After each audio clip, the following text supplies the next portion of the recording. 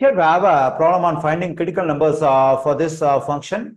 Okay, so if I want to find critical numbers for a function, what I need to do is first I have to find the first derivative of the given function, and then it has to be equated to 0 and solve for x. Okay, now let me write the given function f of x equals to x cubed negative 3x positive 1 as it is. Okay, now I'm going to find the first derivative of this function, that is f prime of x. So here to get the derivative of this x cube, I can use a power law of derivative. So what is it? I have to bring this exponent 3 in front of the variable and subtract 1 from the exponent. So when I subtract 1 from the exponent 3, I'm just getting 2. So now here the variable is multiplied by the constant 3. So when I find derivative, there is a constant multiplied by the variable. I have to keep the constant as it is. I have to find the derivative of this variable x alone. So when I find the derivative of this x with respect to x, I'm just getting 1 positive. So 1 is a constant. When I find derivative of this constant 1, it will become 0. So now I'm getting f prime of x equals to 3x square negative 3.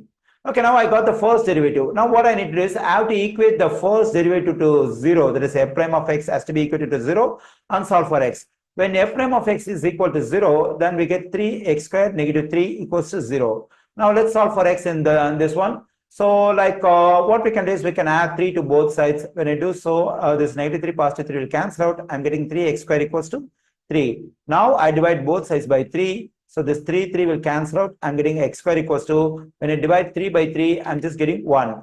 Okay, now to solve for x, I have to get up the square. For that, I have to take a square root on both sides. So when I take square root on both sides, on one of the sides, I have to consider positive or negative sign.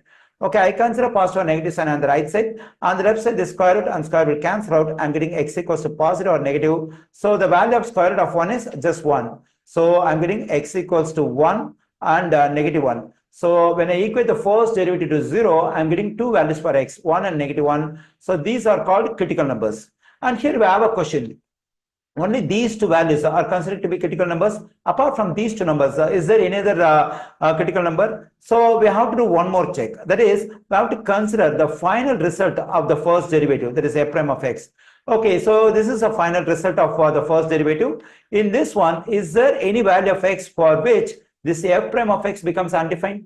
No, because it's not a rational function, it's a polynomial. So this function, that is f prime of x, is defined for all real values of x. So if I plug in any real value for x over here, so f prime of x is defined. So f prime of x is defined for all real values of x. There is no chance that f prime of x becomes undefined for any real value of x. So these two only are critical numbers for the given function.